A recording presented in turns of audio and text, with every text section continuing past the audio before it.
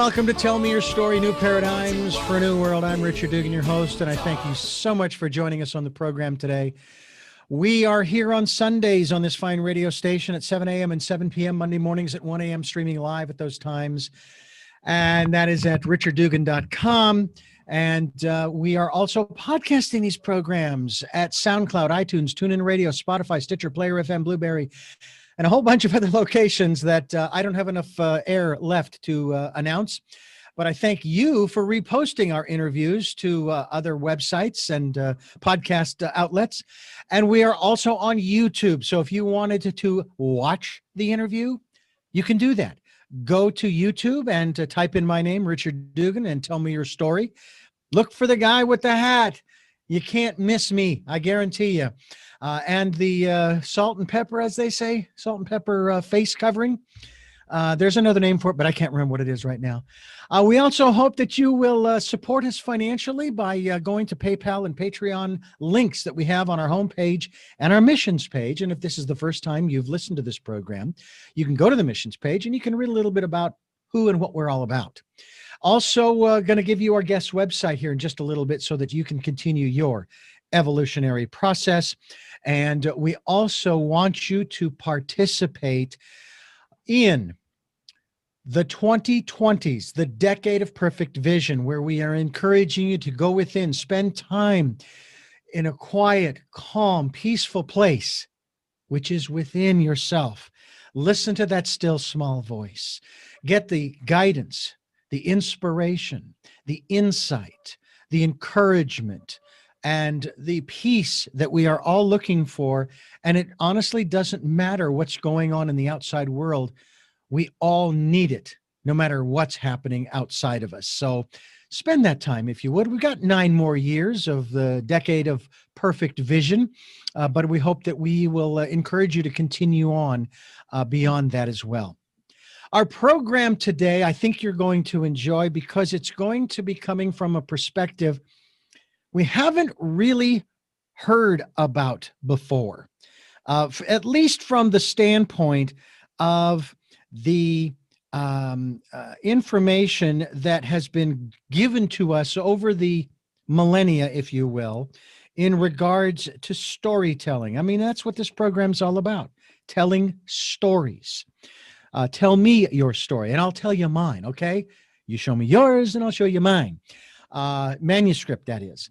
But today, we're going to kind of ask that same question of our guest, Elizabeth Lesser, and she is the author of Cassandra Speaks, and it has to do with when women are the storytellers, the human story changes. Elizabeth, thank you so much for joining us today. Thank you for having me. I'm sorry, say that one more time. Thank you for having me. Let me ask you, as we get started here, obviously this is a novel, but it's from a female perspective. And obviously here we are in the 2020s, and we're obviously inundated with all kinds of information in regards to, what was referred to back in the 70s as the battle of the sexes. I remember, what was the guy's name now? I can't remember. But he was a tennis player. Yeah. And with Billie Jean King. With Billie Jean King, and I can't remember his name, but just I can't either. I've blocked it. And it'll come to me in the middle of the conversation. I'll go like, blah, blah. Exactly. It'll pop out there. But what's interesting is that when we talk about history, and again, we're talking about stories, histories, not his stories, history in terms of the narrative that makes up our past.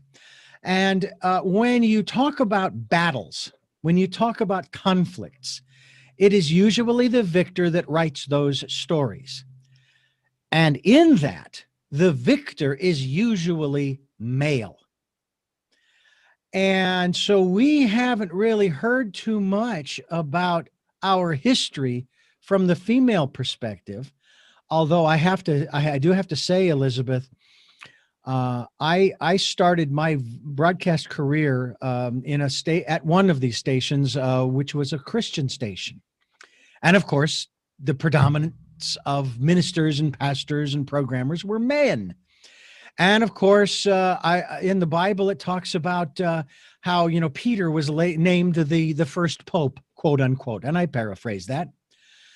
But I have studied the Bible enough to know that he should never have been made the head of the church, the rock, as it were.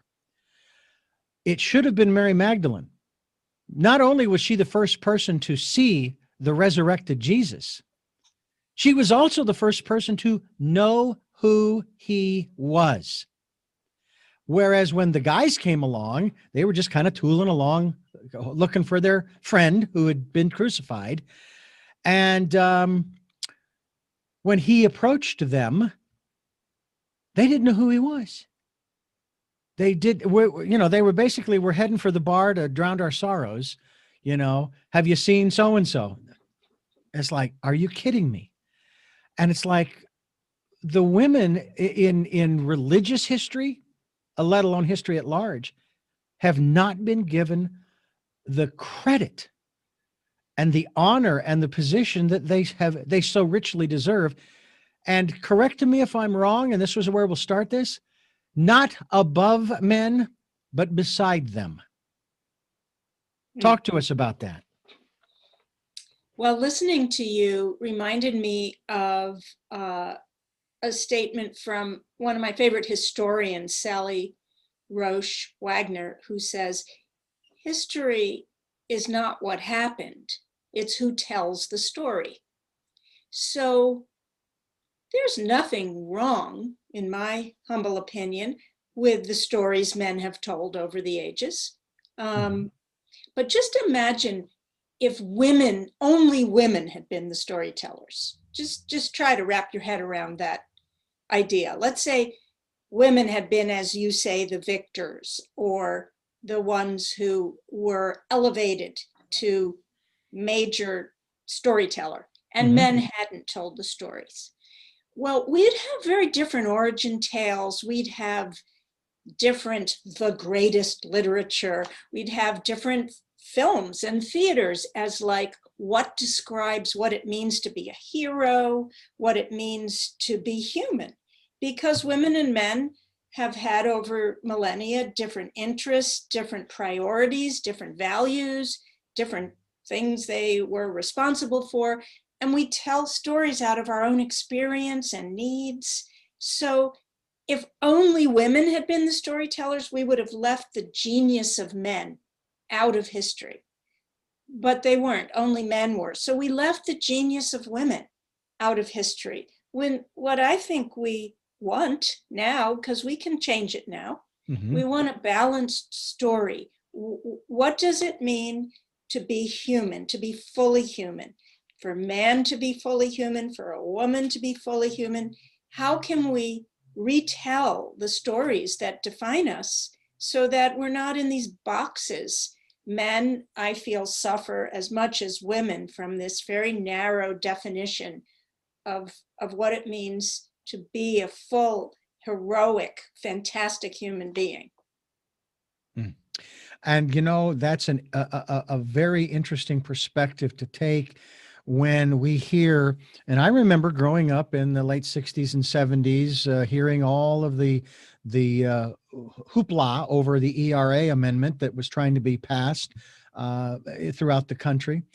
And the thing that has always perplexed me about that, as well as the movement for civil rights, as well as the movement for voter rights, is I can't believe that we actually have to fight to establish laws to give people the right to be who they are, to participate in the process. And it just boggles my mind. Yeah, I know. It is a mind-boggling thing, and it just boggles the mind. And I spent so many years trying to unboggle my mind around it that it sort of became a diversionary waste of time, as opposed to just saying, oh crap, human beings are really weird in that way. Here's what I see instead. Who'd like to come along? because it does seem to be that there is this tendency within humans, although I'll tell you an interesting thing about that, this sort of fight or flight, like when you're threatened, you either fight or you flee. Mm-hmm. That's always been the scientific story we've told and believed. But that story came into consciousness in the 1930s and 40s when a social scientist went into a lab and decided to measure the hormones and the chemicals in his participants, hundreds and hundreds of them. What happens? He would create these laboratory experiments of stress, and then he would measure their blood levels. And he discovered this fight or flight. But the thing was, he only brought men into the lab. Only men were tested. So in 2006, a woman at UCLA, Shelley Taylor, brought women into the lab. She wondered, I wonder if I recreated those same experiments with women and I measured their blood levels and chemistry and hormones, what would that show? And she came up with the term tend and befriend. She noticed that when women were put under these experiments where they were put under stress and duress and trauma, their response was not to fight or to flee, to disconnect, to run away or fight. It was more to tend. Under stress, her subjects wanted to tend to the least powerful, the most vulnerable in the groups. That was their physical response. Or befriend, create these circles of belonging so that fighting wasn't the necessary. So I look at the old stories told from the fight or flight point of view. All of our hero tales, the ones we love, whether it's even Wonder Woman, even when they bring women into that sort of hero's journey tale, it's like, how do we fight to get what we want? Mm-hmm. And I am so tired of those stories. Sometimes they're necessary, but there's a whole other genre of stories which I'd like to see elevated and given like some musculature, like let's make it cool to be caretakers. Let's make it hot to be loving.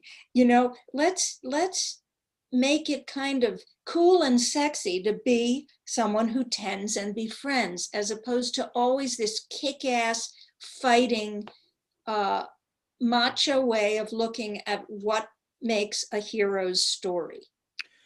Well, we'll talk about that as well, but you brought something up I wanted to have you address, and that is this. There is this term floating around that I'm trying to understand, and I don't have a problem with it because I'm not sure that I understand it. You can't have a problem with something you don't understand. Toxic masculinity. Can you help me and our listeners to understand, first of all, what that means? Mm-hmm. But also, is that something is that real? What is it, and is it real? Well, you're asking the right girl. It's a good question for me. First of all, I've been married twice to men, not simultaneously, Hey, no judgment here if you were. Okay. No, I would judge that. But okay. Anyway, I have 3 sons, and now I have grandsons. So I love men, and I love the masculine inside of me. And I hope you can relate to some form of quote unquote feminine within you. If we're going to so there's both toxic masculinity and toxic femininity, because everything has its shadow side.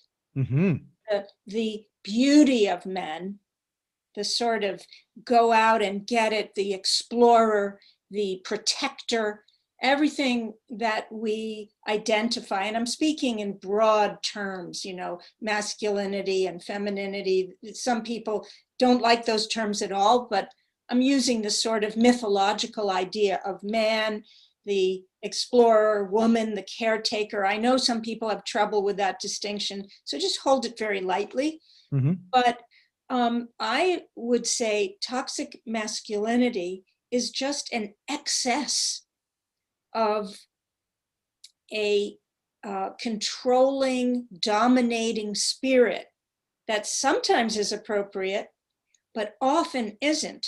But because the masculine way has been the supreme way, there, just like there's been white supremacy, there's been male supremacy. That's not a harsh judgment on men. That's the truth. It is what it is. It is what it is. Males have dominated culture. And when anything dominates culture, there tends to be an excess of it. And because there has not been a balance in men and in culture, there's a toxicity to it. And for a man to own that in himself, I would consider would be a liberating thing for a man to do, to take himself out of what some people call the man box. Little boys, when they're 5, 6, are suddenly told, don't cry, don't need your mommy too much, don't be a sissy. Whereas girls are told tomboys are cool, that's a good thing to be. But boys, any sign of the feminine in a little boy is shamed. You're not supposed to be. Can you imagine if it was a sign of pride for a boy to say, yeah, I'm a sissy? I mean, a girl says, I'm a tomboy. So what does this say about what men actually think about women and think about the feminine within themselves? I think it says it's something they're ashamed of. It means they're not a strong man. They're always trying to prove their masculinity. And that can stray into a toxic way of being. Does that help you understand? Or do you have, you want to fight about it? No. Matter of fact, I'm not a real fan of a lot of the drama programs and movies. And I use this example quite often when we get into a conversation like this. There's and I really was curious. I wanted to see this film because I like the superhero films, because the action and all of that kind of stuff. And these are well, I will say that these are our modern day mythology. These are some of our modern day mythology stories of the 20th and 21st centuries. There's one movie that came out called Batman versus Superman. Did you ever see that? No, I have no problem with people liking superhero stories, but they do nothing for me. I understand. They're not my modern day mythology. Well, for those who are listening, there's going to be a spoiler alert here. Okay. I'm going to reveal the end of the film this time. So if you don't want to know what it is, turn your sound down for about 2 minutes, if that. I'll try to keep it brief. The film basically starts out where there's this conflict between Batman and Superman, and I'm only remembering this vaguely from the end of the story. Supposedly, some misinformation came out between Batman and Superman about, I think it was Batman's mother, something along those lines. Maybe Superman had something to do with Batman's mother's death, allegedly. So the next hour and a half, roughly, of the film, they spend fighting each other across over hill and dale, through cities and farms and this and that and the other thing and around the world until the last 15 minutes of the show. And they finally stop, I guess, exhausted, at least over maybe the fighting. And they start talking. And they start talking about why they were fighting. And the truth finally comes out, because it was the first time that Superman was able to explain to Batman whatever actually happened. And they realized, oh, okay, never mind. And I sat there going, if they had just talked at the beginning of the film, yeah, it would have only been 5 minutes long. Would have been only 5 minutes long. but and then there was another program. It was a television series called The Last Ship, having to do with this virus, kind of like what we're dealing with now, that went globally. And this particular naval vessel had the vaccine. They had come up with a vaccine for it. And they come to this island and they notice there are other people there, other, what have you. And as soon as they land on the island, they're being shot at by these people on the island. And so they basically, with all of the armament they have, they basically wipe everybody else out except for the leader, who they capture, take on board, and they start going through the dialogue of trying to figure out what the hell is going on here. And he is accusing them, specifically them, of contaminating the vaccine that didn't do the thing that they said that it was supposed to do. And of course, the captain of the ship's going, that wasn't us specifically, was not us. It was somebody else. So again, here they're dialoguing, and eventually the guy they capture becomes an ally and an asset. And if only the two had talked prior, none of the other people would have been killed. But of course, it would not have made for a very interesting program. And all of this stuff is so predictable that unfortunately we have the same scenario in, if you want to call it real life, where that seems to be the answer every time we turn around. We built a wall, non-political statement here, but we built a wall. When has a wall ever solved a problem? Never. Look at the Berlin Wall for starters. And the reason why the Great Wall of China was built in sections over several thousand years. The people still got through. They found a way, et cetera, et cetera. And we seem to have these old world solutions, as you say, fight and flight. So that's what really bothers me about a lot of what we're being fed today, both from the entertainment industry, but also from the news media. I'm not blaming the news media. They're only giving us what they're given by our institutions. Do you see that? You know what? I didn't have to write my book. See, you just told the exact thesis of my book, that these are actually not the mythology of our 2020 perfect sight. Mm-hmm. These are old, worn out stories. Worn out. Not the stories that will bring us into the new paradigm. They are old paradigm stories.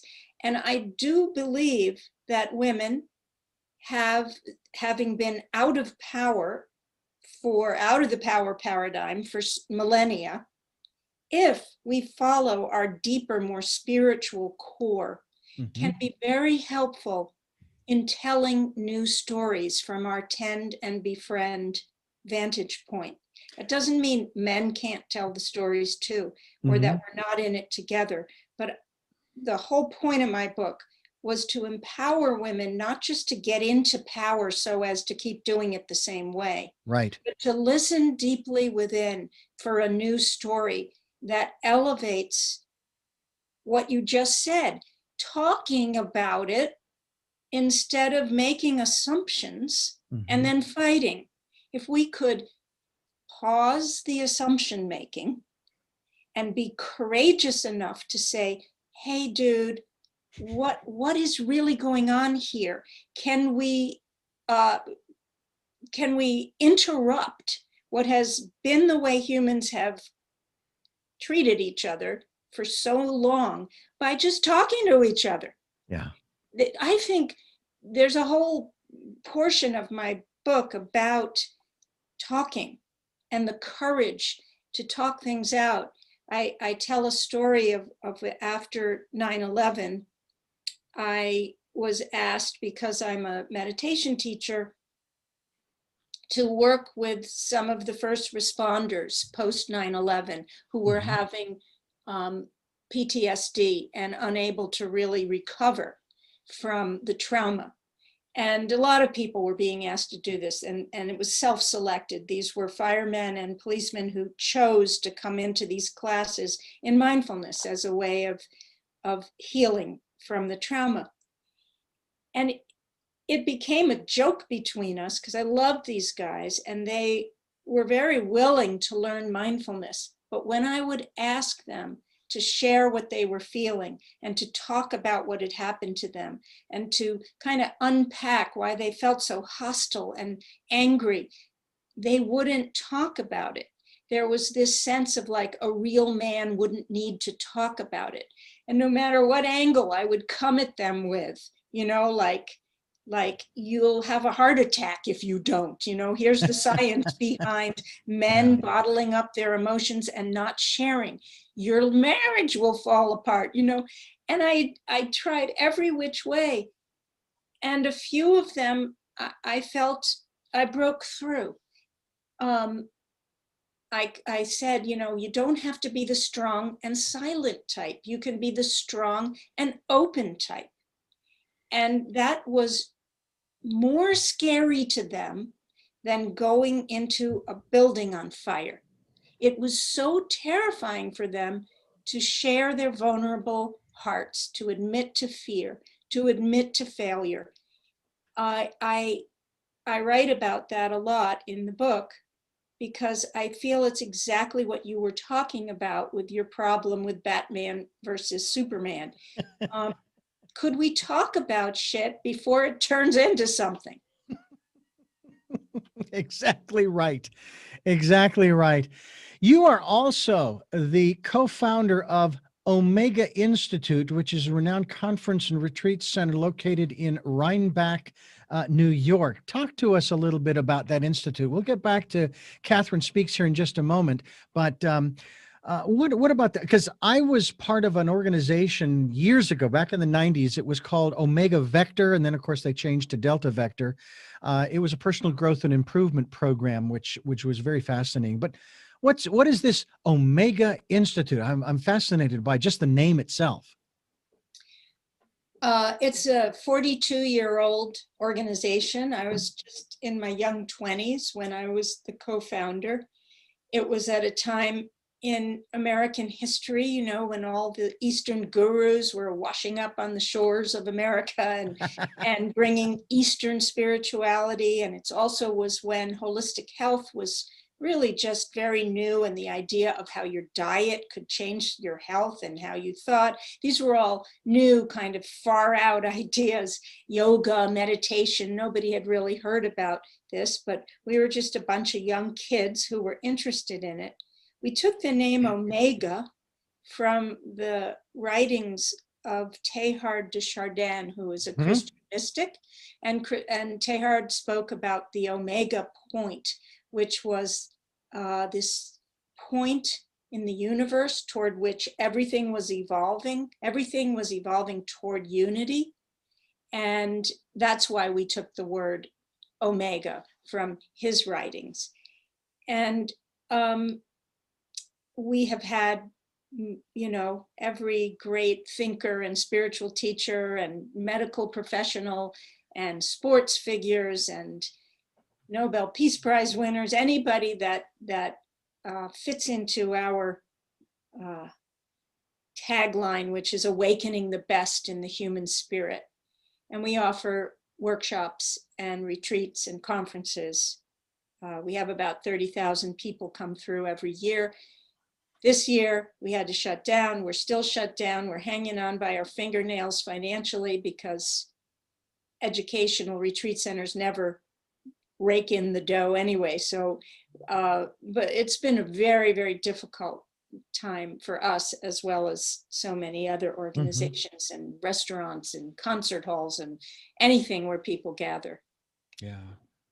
Well, matter of fact, the Omega Vector program was also based on Teilhard's work and Oh, Zero really? Point, but Uh-huh. not just his, but many others that were in congruency with his thoughts and ideas of our evolutionary process, our raising our consciousness to a higher level, and to to quote another individual who I have quoted many times on this program, a physicist by the name of Einstein, who basically said that you cannot solve a problem with the same consciousness that created it.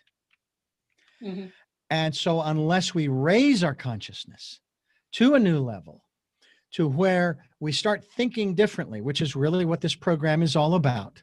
A new paradigms for a new world, giving people choices and knowledge of those choices to help make their dreams come true, looking for those new ways of living, which I am finding the further along in this program that I go, as we are now into our 14th year of this program. I've been interviewing for over 40 years. I'm finding that they aren't new. They're actually old ways of living. And I mean old in the sense of ancient. Many of the ancient wisdom teachings talk about ways in which we can live together peacefully. We can cohabitate together. We can communicate, and so on and so forth, without destroying ourselves or other people. And I mean, I've even raised the question, Elizabeth, who is joining us here on the program today.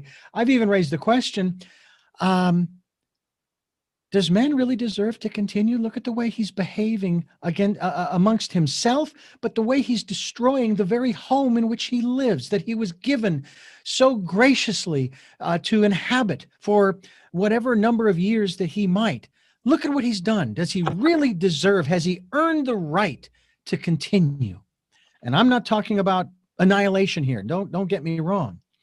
It just seems like, and again, maybe that's going back to the old paradigm of punishment, but it just seems like there has to come a break point, and maybe we're going to go through our sixth extinction event. Some people say we're 8 to 10, 12 years away from the tip, literally going beyond the point of no return.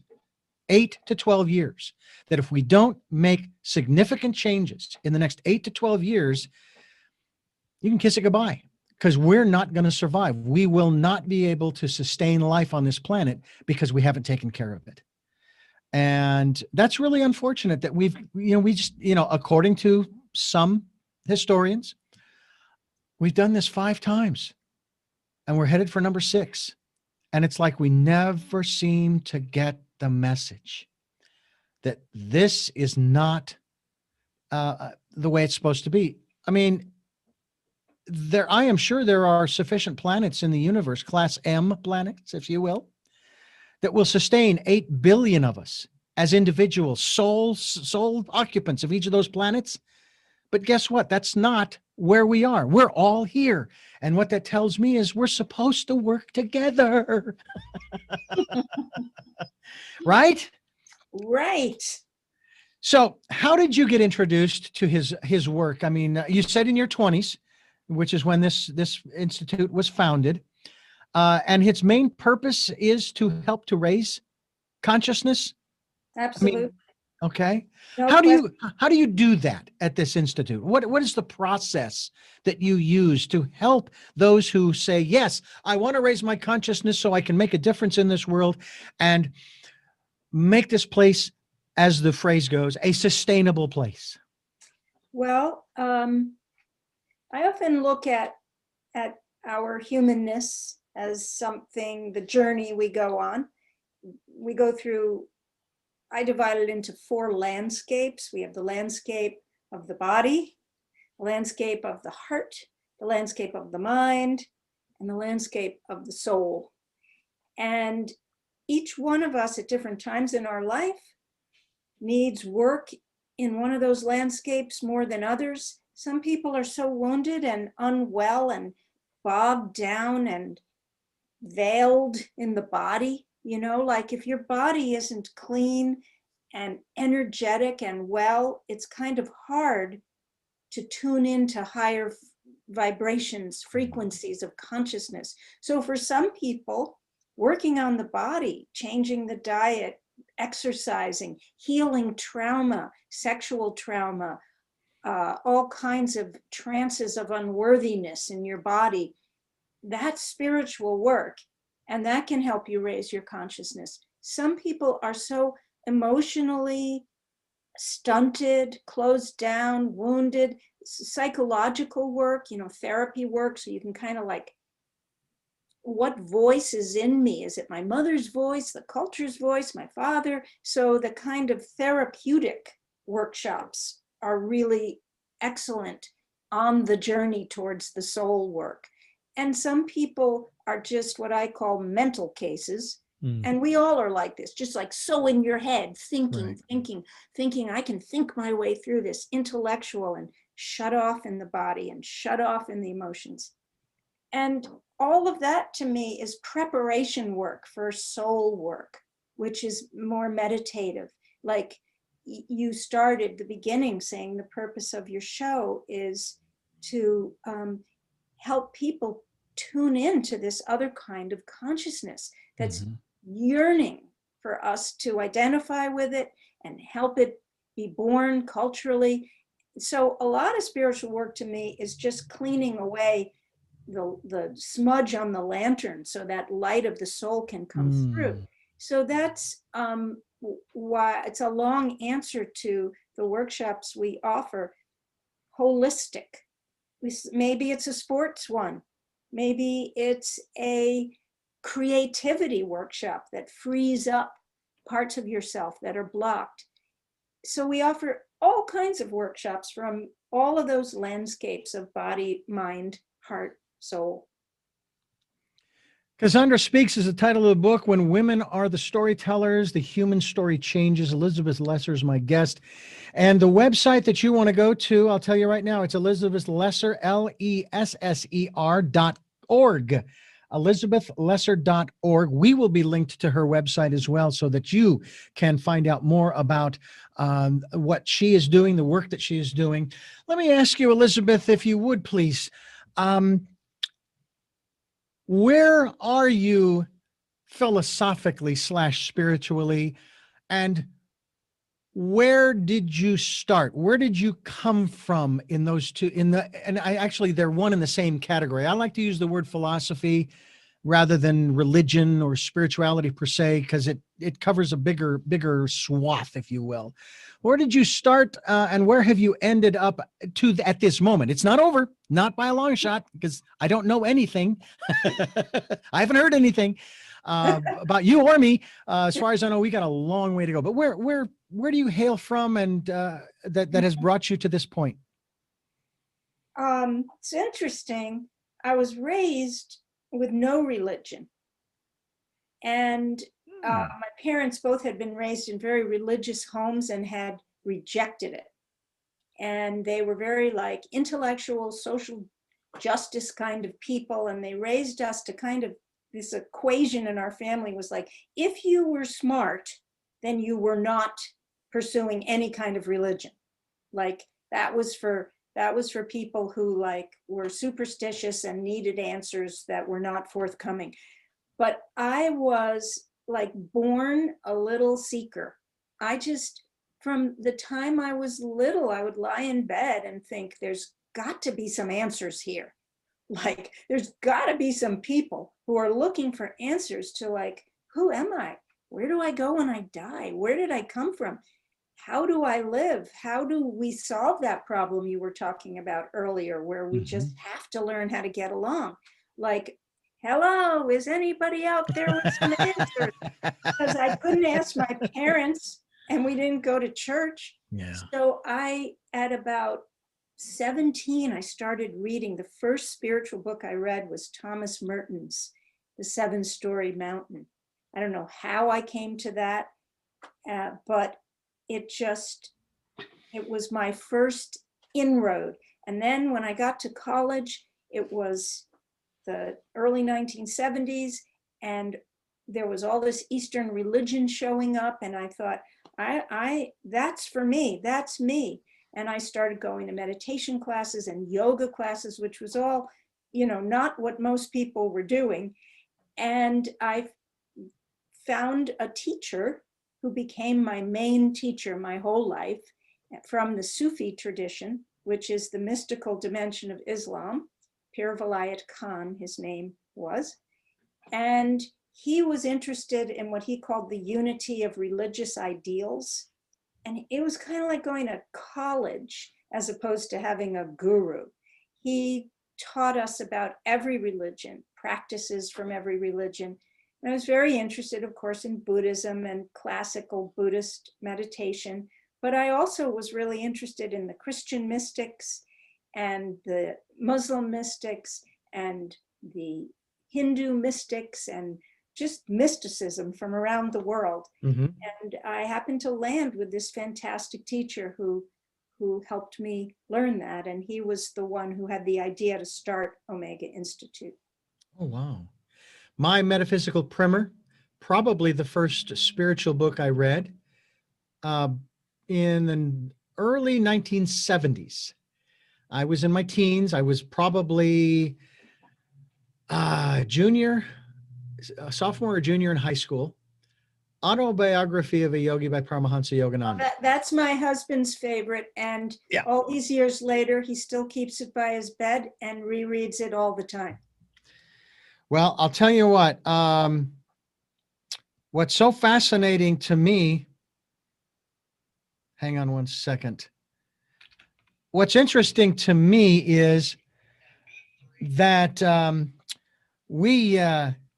I have been searching for many years, and what I find fascinating is that when I was working for the Christian radio station, having of course been influenced a lot by my Catholicism as I was born and raised into, and of course influenced by Autobiography of a Yogi, and of course in the subsequent years going to Self-Realization Fellowship and so forth.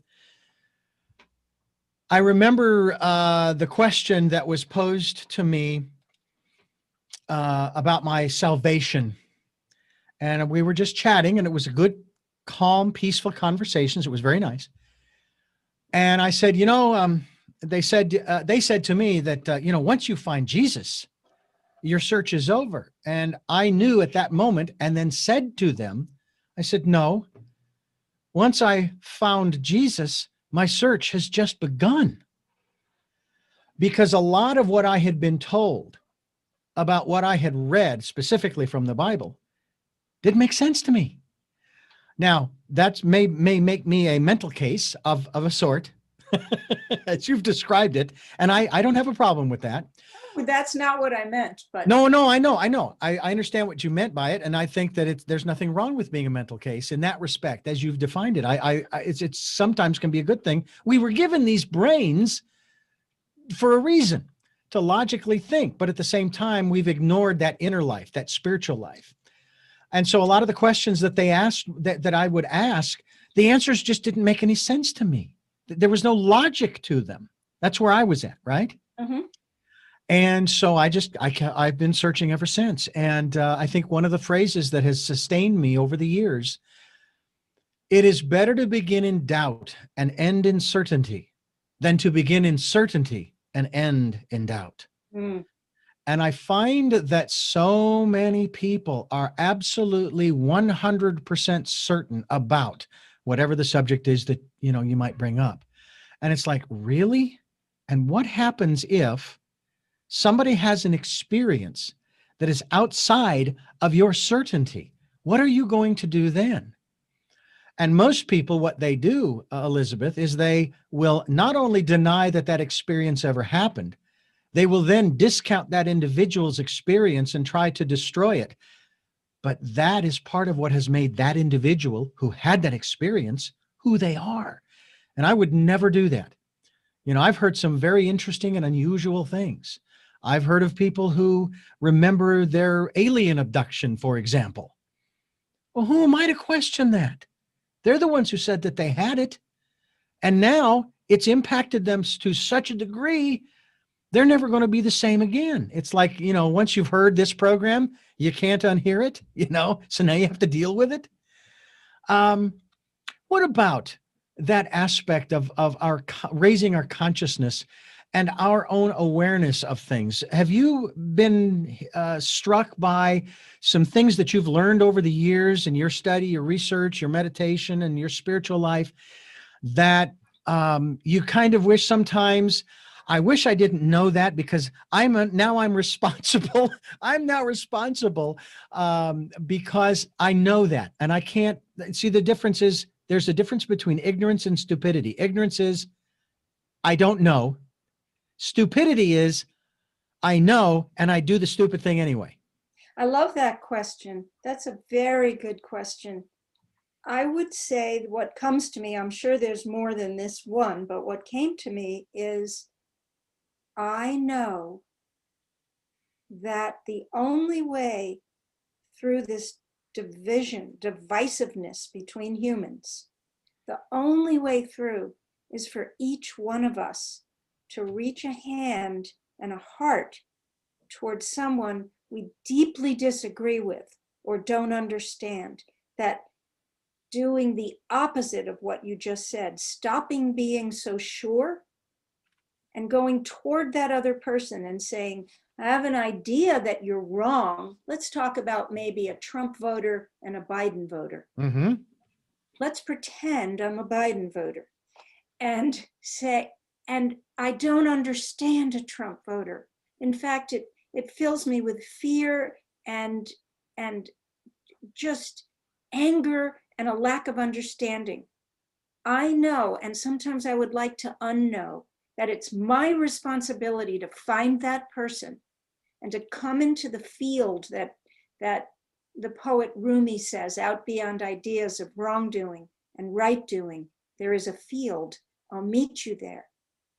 And it is my job to meet the other in the field and not to judge the other and not to hate the other. It's my job. And it really, in my mind and in my life, has become my job. I have to do that.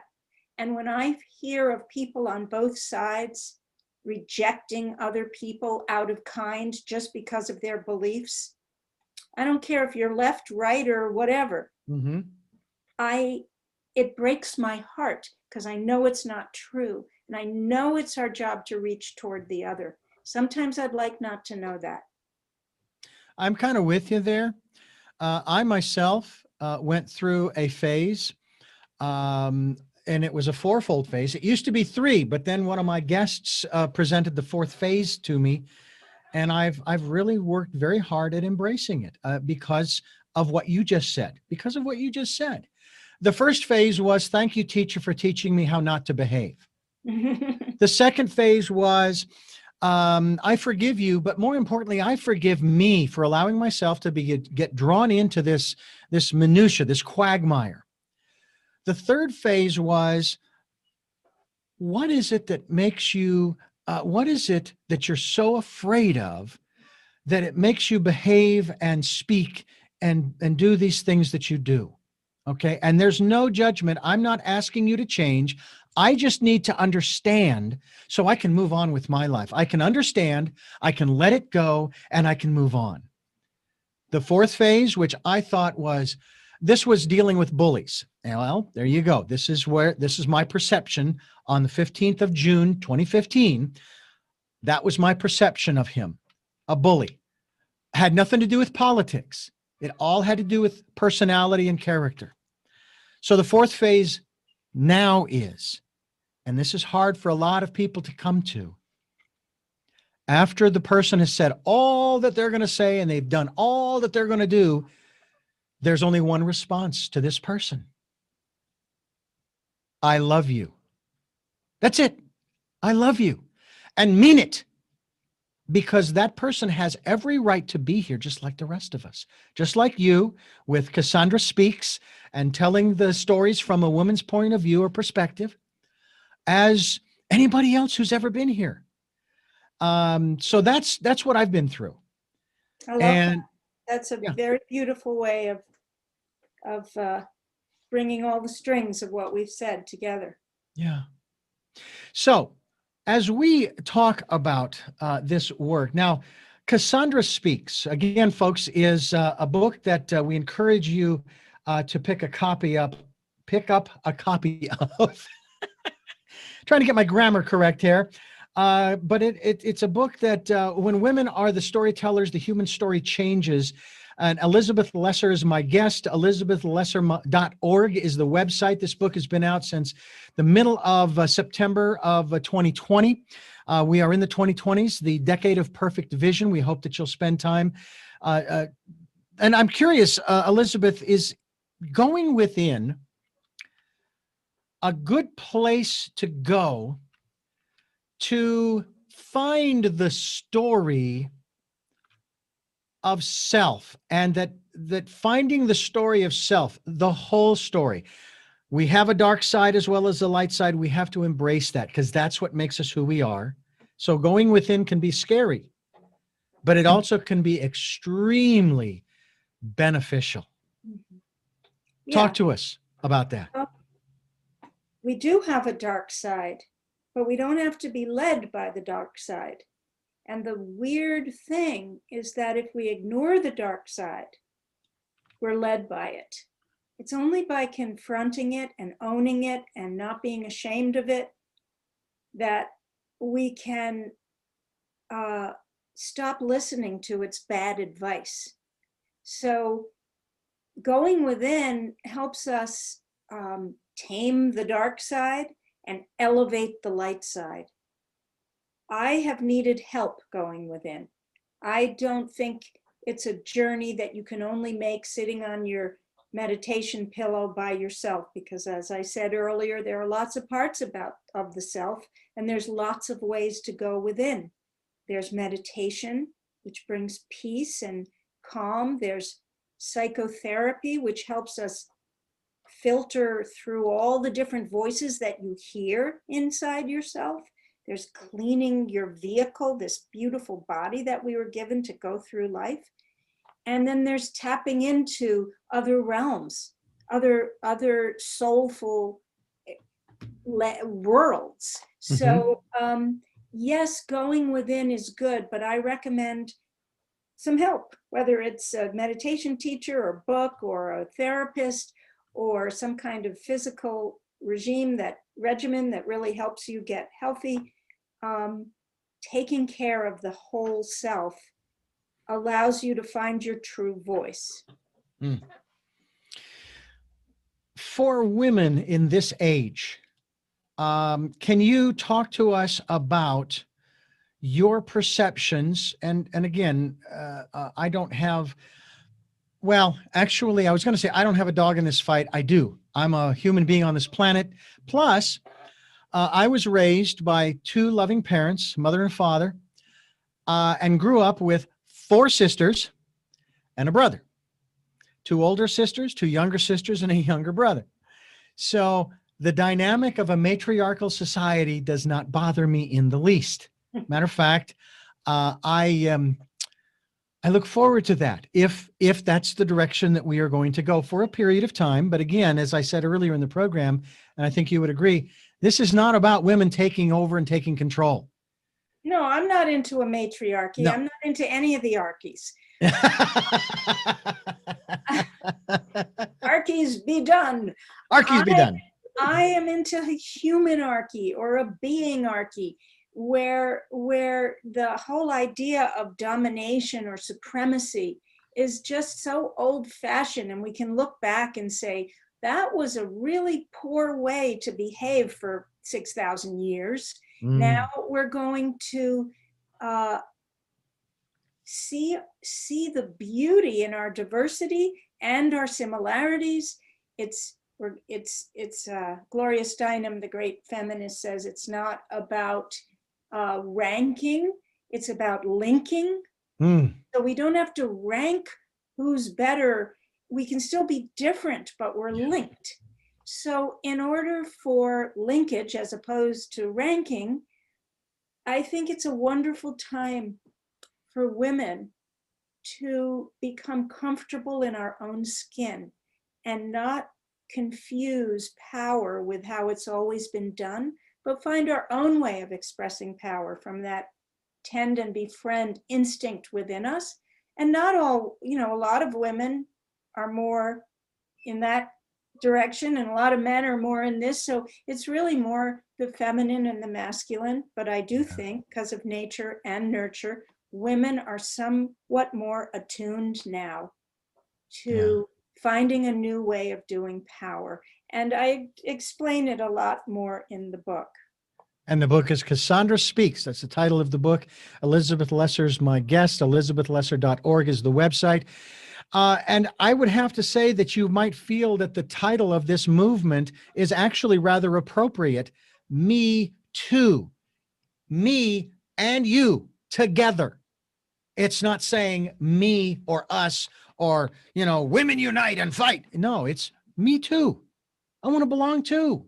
I want to be a part of the process of And to building get, our civilization. and to get back to the title of your program here, women's stories of what it means to be human, and what we love and what matters to us. Mhm.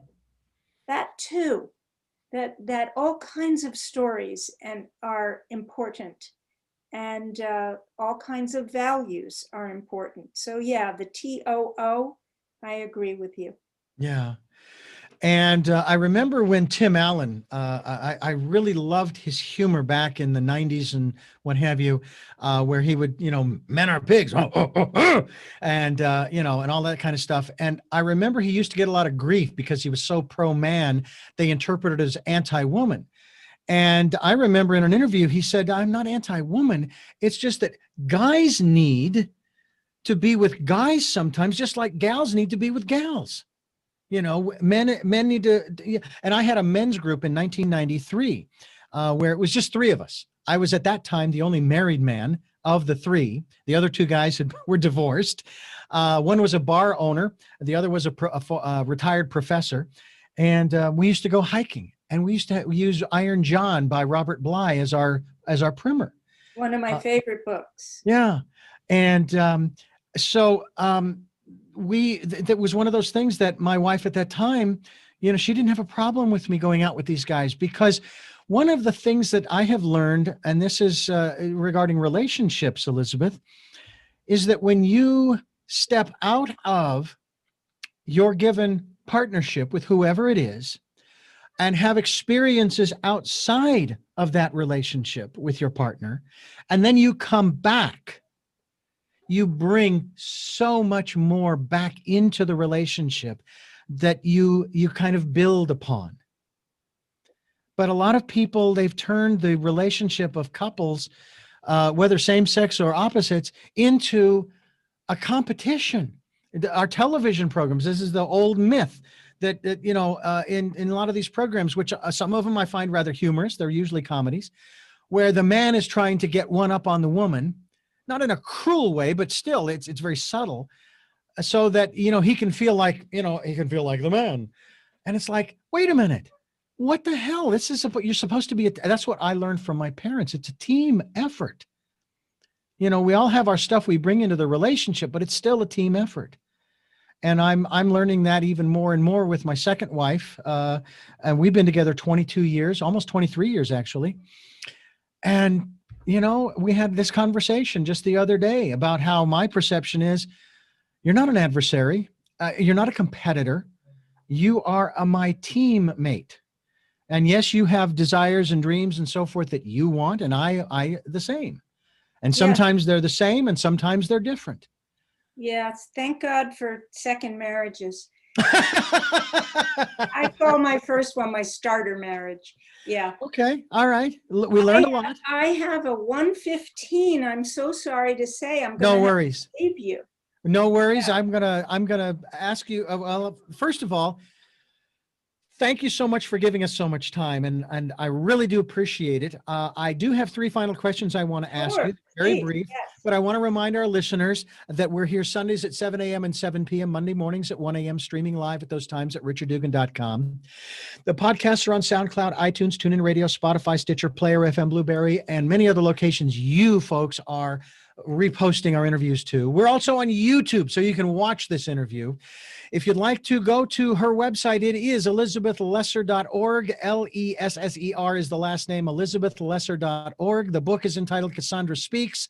And if you'd like to support the work we're doing, we have PayPal and Patreon accounts for your security as well as ours. And please participate in the decade of the 2020s, the decade of perfect vision. I won't describe that any further. I will move into the questions for Elizabeth. And the first of three is, who is Elizabeth Lesser? I have to say she's nobody. kind of the way once I was at a retreat with Eckhart Tolle, the spiritual teacher, and some guy said, "I don't know who I am anymore." And Eckhart said, "Congratulations." So I kind of feel I'm everything and nothing. I'm a soul exploring the universe. What is it that you hope to or want to achieve through the work that you're doing now? To make the world a more loving place. And finally, what is your life's purpose? You know, I'd have to say, I don't really relate to that. I follow love around as best I can. Elizabeth Lesser, thank you again for joining us here on the program and introducing us to Cassandra Speaks. And we encourage all women and men to start to compile, to journal, whatever it takes to get your specific story out, because it is important to the whole. And I thank you for sharing that idea with us, that concept, that philosophy, Elizabeth Lesser. Thank you for having me so much. You bet. I'm Richard Dugan. This has been Tell Me Your Story, New Paradigms for a New World. We are giving you choices and knowledge of those choices to help make your dreams come true. And until our next broadcast, podcast, videocast, love to Lal.